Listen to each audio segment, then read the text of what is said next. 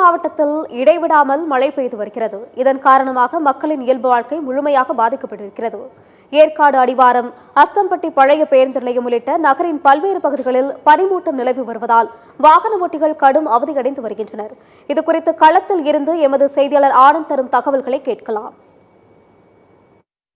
தமிழகத்தில் புட்வா புயல் காரணமாக பல்வேறு பகுதிகளில் கனமழை பெய்து வருகிறது. குறிப்பாக 30க்கும் மேற்பட்ட மாவட்டங்களில் மழையானது விட்டு விட்டு பெய்து கொண்டிருக்கிறது. ஒரு சில மாவட்டங்களில் கனமழை பெய்து கொண்டிருக்கிறது. இந்த நிலையில் சேலம் மாவட்டத்தை பொறுத்தவரை இந்த புயலின் காரணமாக இன்று அதிகாலை முதலே மழையானது தொடங்கியது. குறிப்பாக காலை 5 மணி முதலே இந்த மழையானது விட்டு விட்டு ஆங்காங்கே பெய்து கொண்டிருக்கிறது. குறிப்பாக ஏற்காடு மலை அடிவாரம், அஸ்தம்பட்டி பழைய பேருந்து நிலையம் உள்ளிட்ட நகரின் பல்வேறு பகுதிகளிலும், அதே போல மாநகரின் புறநகர் பகுதிகளிலும் விட்டு விட்டு மழை பெய்து கொண்டிருக்கிறது.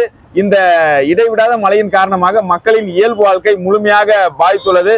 குறிப்பாக பணிக்கு செல்வோர், சாலையோர கடை அமைத்துள்ளவர்கள் என அனைத்து தரப்பு மக்களுமே பாதிப்புக்குள்ளாகியுள்ளனர். குறிப்பாக நாம் தற்போது பார்த்து கொண்டிருக்கும் இந்த சேலம் மாவட்ட ஆட்சியர் அலுவலகத்தின் பிரதான நுழைவாயில் பகுதி, அதே போல இந்த அரசு மருத்துவமனை செல்லும் பாதை என அனைத்து பகுதிகளிலுமே பொதுமக்கள் இன்றி வெறிச்சோடியே காணப்பட்டுள்ளது.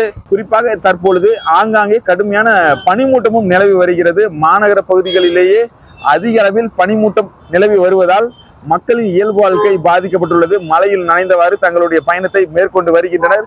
இது ஒரு புறம் இருக்க, சேலம் மாவட்டத்தில் உள்ள ஏற்காடு மலைப்பகுதி, ஏற்காட்டில் குறிப்பாக அதிகப்படியான பனிப்பொழிவு, அதாவது வரலாறு காணாத அளவிற்கு பனிப்பொழிவே உள்ளது. அந்த ஏற்காட்டில் உள்ள மக்களின் இயல்பு வாழ்க்கை முழுமையாக 100% முடங்கியுள்ளது. அனைத்து தரப்பு மக்களுமே வீட்டிலேயே முடங்கியுள்ளனர். அதே போல ஏற்காட்டில் உள்ள சுற்றுலா பயணிகள் இன்றி அனைத்து சுற்றுலா தலங்களும் வெறிச்சோடியே காணப்பட்டுள்ளது. குறிப்பாக படகு இல்லம், அதே போல அன்ன பூங்கா, தாவரவியல் பூங்கா, லேடி சீட் உள்ளிட்ட பல்வேறு பகுதிகளில் சுற்றுலா பயணிகள் இன்றி வெறிச்சோடி காணப்பட்டுள்ளது.